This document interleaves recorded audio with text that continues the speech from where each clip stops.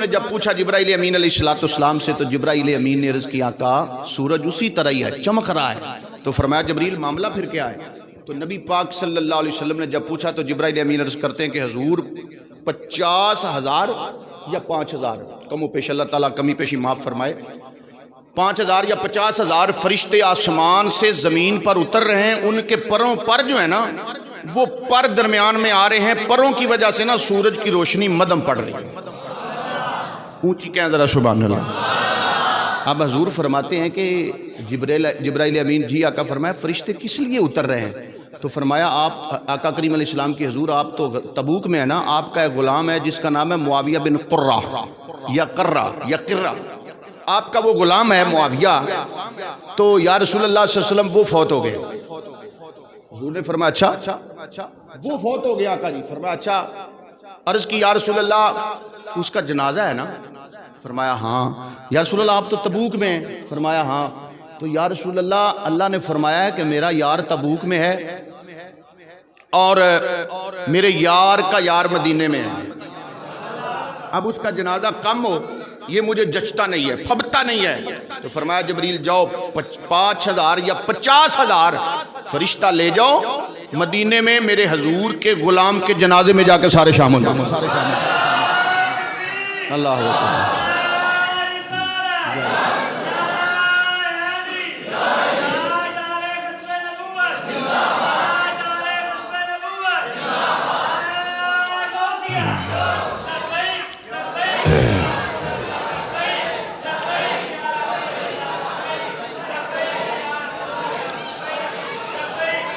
اللہ سلامت رکھے۔ یہاں پہ توحید کا مفہوم جو ہے وہ کھڑی شریف کے تاجدار نے بھی اپنے اشعار میں بیان فرمایا۔ آپ فرماتے ہیں اول حمد ثنا الہی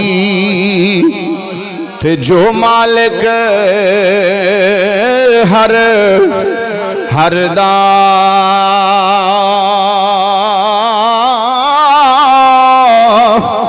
اس دا نام جتارن والا تے کسے میدان نہ ہردان۔ حضور پاک نبی پاک صلی اللہ علیہ وسلم بڑے حیران ہوئے، فرمایا اچھا جبریل جی آقا؟ فرمایا اچھا چلو یہ کرو، یہ بتاؤ کہ اس کو یہ مرتبہ کیسے حاصل ہوا؟ اتنے فرشتے آسمان سے زمین پہ آ رہے ہیں، یہ کس وجہ سے، کون سا عمل ہے؟ تو جبرائیل امین علیہ، اب میں عرض کر رہا ہوں توحید پر جو ایمان رکھتا ہے، جو توحید کو بیان کرتا ہے، عقیدہ رکھتا ہے، اس کی بات عرض کر رہا ہوں۔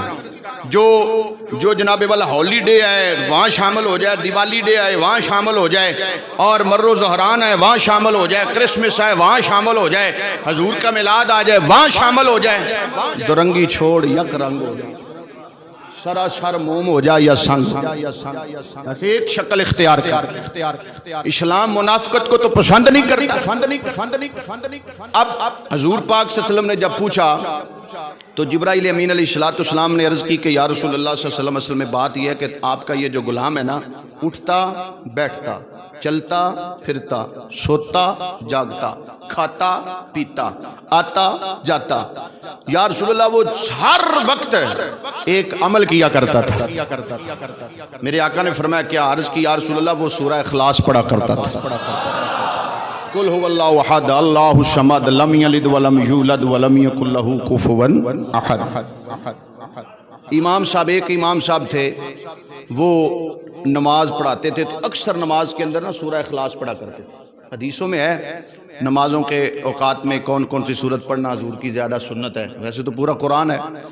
اب وہ صحابی رسول سورہ اخلاص پڑھا کرتے تھے، صرف سورہ اخلاص ہر نماز میں، یا فجر کی نماز میں۔ ایک دن صحابہ نے حضور کی بارگاہ میں شکایت کر دی کہ یا رسول اللہ آپ اس کو سمجھائیں۔ آقا کریم علیہ السلام نے فرمایا کیا ہوا؟ یا رسول اللہ وہ ہر نماز میں فجر کی نماز سورہ اخلاص ہی پڑھتے ہیں اور قرآن پاک ان کو نہیں آتا ہے۔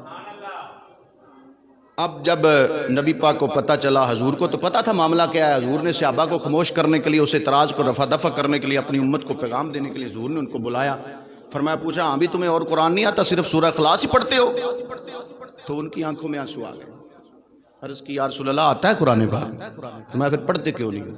یا رسول اللہ یہ جو سورہ مبارکہ ہے نا اس میں اللہ کی توحید اتنی بیان ہے کہ پورے قرآن میں اور کہیں بیان نہیں ہے، اس لیے میں یہ سورت پڑھتا ہوں۔ حضور پاک مسکرائے، فرمایا ان کو جنہوں نے اعتراض کیا تھا نا، فرمایا ہاں بھائی اب آپ کی تسلی ہوئی، اب ان کے سر جو ہیں وہ جھک گئے۔ نبی پاک صلی اللہ علیہ وسلم نے جب پوچھا تو جبرائیل امین علیہ السلام اب وہ کہاں پڑھتے تھے سورہ اخلاص؟ وہ جو صحابی فوت ہوئے تھے معاویہ، ایک تو حضرت معاویہ ابن سفیان ہے نا، یہ اور ہے صحابی، حضرت معاویہ بن قرہ یہ اور ہیں۔ اب وہ سورہ اخلاص کہاں پڑھتے تھے؟ زمین پر یا آسمان پر؟ زمین پر ہی پڑھتے تھے نا، مدینہ شریف میں رہتے تھے۔ اب جبرائیل امین کہاں رہتے تھے؟ آسمانوں پر۔ جب کبھی وہی کا وقت آتا یا اللہ کی طرف سے حکم ہوتا تو جب تب آپ آتے، ورنہ اللہ کو حکم تھا کہ آپ وہاں پہ سدرہ پہ ہی رہتے، سدرہ سے نیچے رہتے۔ اب جبرائیل امین علیہ السلام وہ سورہ اخلاص زمین پر پڑھتے ہیں، جبریل آسمانوں پر سنتے ہیں۔ یہ توحید الوہیت، رب کی وحدانیت۔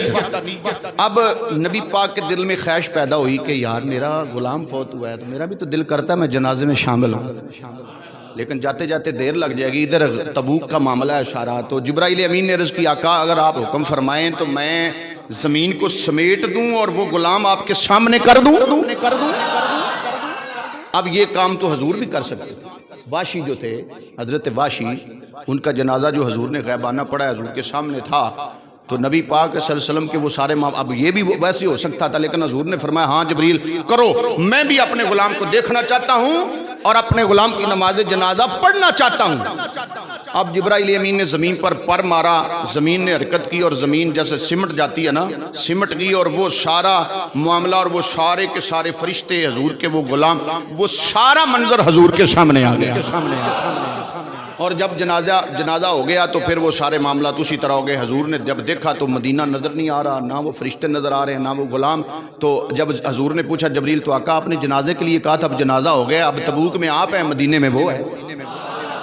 یہ مقام ہے نبی پاک صلی اللہ علیہ وسلم نے توحید کی اتنی۔ اب میں یہ بات جو بار بار کر رہا ہوں توحید کے بارے میں اس لیے کر رہا ہوں کہ ہم جو کرسمس جو ہمارے کئی نوجوان ہیں ان کے دوست ہوتے ہیں، عیسائی ہوتے ہیں، اور ہماری ان سے دوستی ہوتی ہے، ان کے ساتھ آنا جانا اٹھنا بیٹھنا ہوتا ہے، دفاتر کے اندر ہوتا ہے، سارے معاملات ہوتے ہیں، وہ ٹھیک ہے، تجارت میرے آقا کریم علیہ السلام نے کفار کے ساتھ کی ہے، لیکن من تشبہ بقوم فہو منہم، یہ حضور کا فرمان ہے کہ اب دیکھو نبی پاک صلی اللہ علیہ وسلم کے اس فرمان کا یہی مطلب ہے۔ علماء اعلیٰ حضرت کا میں نے فتویٰ عرض کر دیا، فتاوی شامی کا میں نے، فتاوی یورپ کا، در مختار دیگر جتنی بھی فقہ کی کتابیں ہیں سب کے اندر یہ باتیں واضح طور پہ موجود ہیں، اور اعلیٰ حضرت نے جلد نمبر 14 کے اندر واضح طور پہ یہ لکھا ہے کہ جو بندہ مبارکباد دیتا ہے، تعظیم کرتا ہے اور ان کے وہاں پہ جاتا ہے، جیسے ہماری مساجد ہیں، مثال تو نہیں دینی چاہیے، ویسے وہاں کے ان کے جو بھی معاملات ہیں وہ کرتے ہیں، اور آپ کو اگر بیچ والی بات بتا دوں کہ وہ کیا وہاں کرتے ہیں، کیسے کرتے ہیں، سارے معاملات کرتے ہیں، تو کانوں کو ہاتھ لگانے کو دل کرتا ہے۔ اور ہم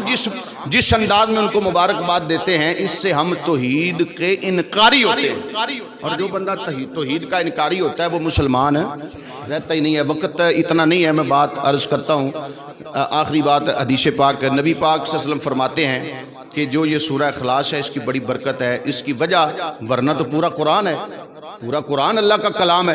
حضور فرماتے ہیں جو بندہ سورہ اخلاص پڑھتا ہے نا، فرمایا پوری تورات کا ثواب اسے ملتا ہے، فرمایا پوری زبور کا ثواب اسے ملتا ہے، پوری انجیل کا ثواب اسے ملتا ہے۔ میرے آقا کریم علیہ السلام فرماتے ہیں جو سورہ اخلاص پڑھتا ہے پورے قرآن کا، یعنی چاروں کتابوں کو پڑھنے کا ثواب اللہ اسے عطا فرماتا ہے۔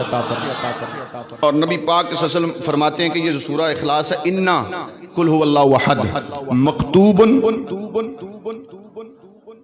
حضور فرماتے ہیں کہ یہ بے شک جو سورہ اخلاص کے لفظ ہے نا، قل هو اللہ احد مکتوب علی جبہتی جبرائیل علیہ السلام، یہ قل هو اللہ احد کے الفاظ اللہ نے جبریل کی پیشانی پر لکھے ہوئے ہیں۔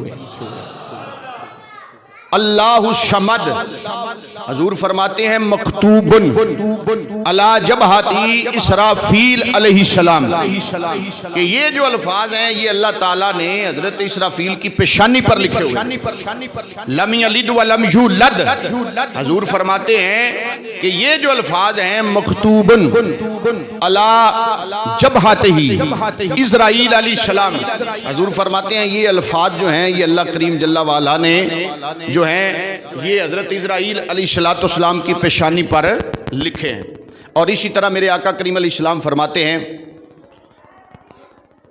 لم یلد ولم یولد ولم یکن لہ کفوا احد مکتوب علی جبہتہ